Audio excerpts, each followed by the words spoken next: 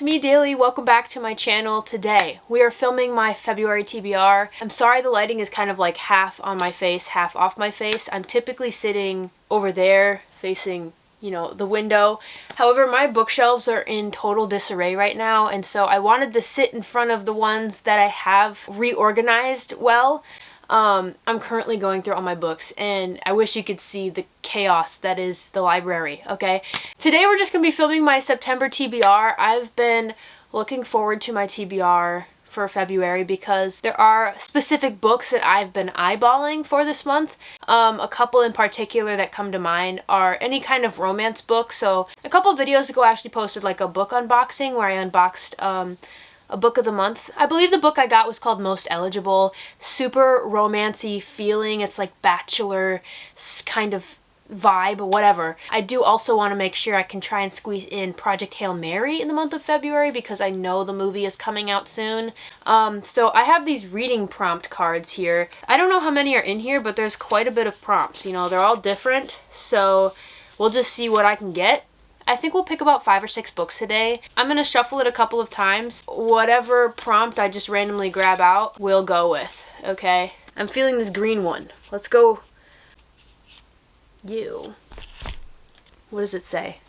So it says, a book with natural elements on the cover. I'm going to scour my shelves real quick and see what I can find. Yes, this card is talking about elements, so like fire, water, earth, air, whatever the frick. I'm going to go with more of like, plants, and you know what I mean? Like, stuff, okay, anyway.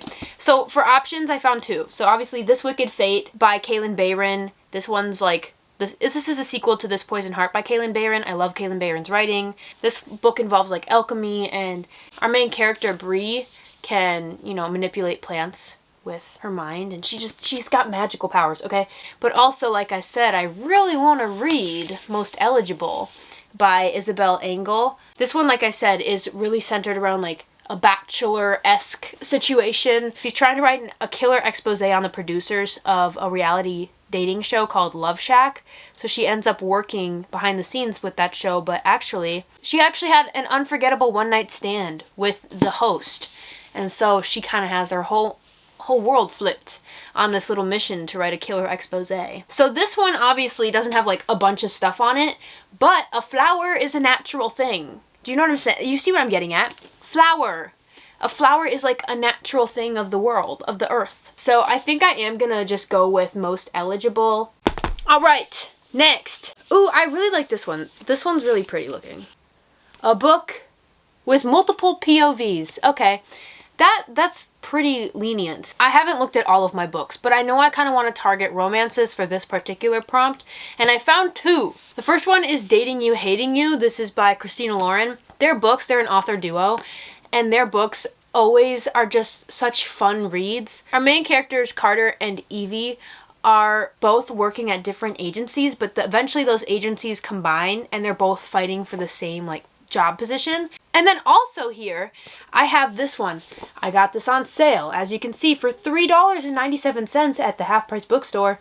And the reason I automatically went to this book is because, hello, February. It's obviously a February read. I don't know what it's about, but it does have dual POVs. We're following Jack and Sora. A freelance writer, Sora Reed, believes in inertia. She's the odd one out in a family of go-getters, including her Japanese-American mom, who hints about losing weight, and her almost married sister, who needs Sora to get a date for the wedding. Otherwise, she'll be dancing with her Scottish great-uncle Bob. For Sora, the phrase, minimal input, minimal expectations, is a way of life. The one thing that disrupts her inertia and intense dislike for Valentine's Day is, what is it with the commercial love machine? Why do we get our hopes up when staying at home with a package of bacon and a bottle of tequila is better? Sora's been betrayed before, and her heart feels like Grandma Mitsuye's antique Japanese ceramic bowl with its gold-filled cracks. When her pledge to stay single inspires readers to go solo, Sora wants to empower her followers. It shouldn't be that hard, right? Enter Jack Mann, a muscle-bound baker Sora hasn't thought of since elementary school. When a run-in at the grocery store leads to instant attraction, Sora knows she has to shut it down. She can't #go solo and get the guy. She can't let down her readers. And relationships always end, so why should Jack be different? Even though he's confounding her expectations of love. As much as I love Christina Lauren, I think I have to go with the second year single. I've had this one for years. And I've always, like, every year, I'm like, oh, when Valentine's Day comes, this is the time I'm going to read it over, you know, February, because it just makes sense. 2 romance books. Here we go. Now we can kind of, you know, spread out in terms of genre. Let's keep it going. This is so fun. I like not knowing what I'm going to get, you know? It's kind of fun, the spontaneity of it all, okay? I think we're going to go with, like, there's a lot of purple. Which purple should I pick? I think we'll go with this purple. What does it say? So this one says a book in the format you wouldn't normally read, which could be anything. It could be a book written in verse. It could be a manga or graphic novel. I don't read a lot of those kinds of books. So I do have one manga by Junji Ito that is on my 26 books to read in 2026, but that would be Tomie. So this one's about Tomie, and she is really good at seducing men, and those men end up killing her, but somehow she keeps, like, reincarnating and coming back. So, I don't know. I'm kind of excited. I am intimidated by this one, just because it is big. I think we'll go with this, which is a very stark contrast to the 2 romance books that are already on this list, but it'll be kind of nice palette cleanser. So that's 3. We'll grab 2 more. I think we'll go with, what color? Should I pick, like, a blue? I think we'll go with light blue, because why not? What is it? A book set in winter. Okay, I have 2 books that I think fit this prompt. So there's 2 books that I can, like, look at and obviously know they're kind of wintry. The first one being Jack London's The Call of the Wild. I don't really know what it's about. I'm pretty sure it's a man and his dog on, like, a crazy journey in the snow, okay? But I also have From Lukov with Love. This is by Mariana Zapata. This is obviously a romance novel. I've read one Mariana Zapata before. Loved it! But since I already have 2 romances on this list, I highly doubt I'll squeeze in a third. I love romance, but I don't read them that often. I think I will go with The Call of the Wild by Jack London because, first of all, it's really short.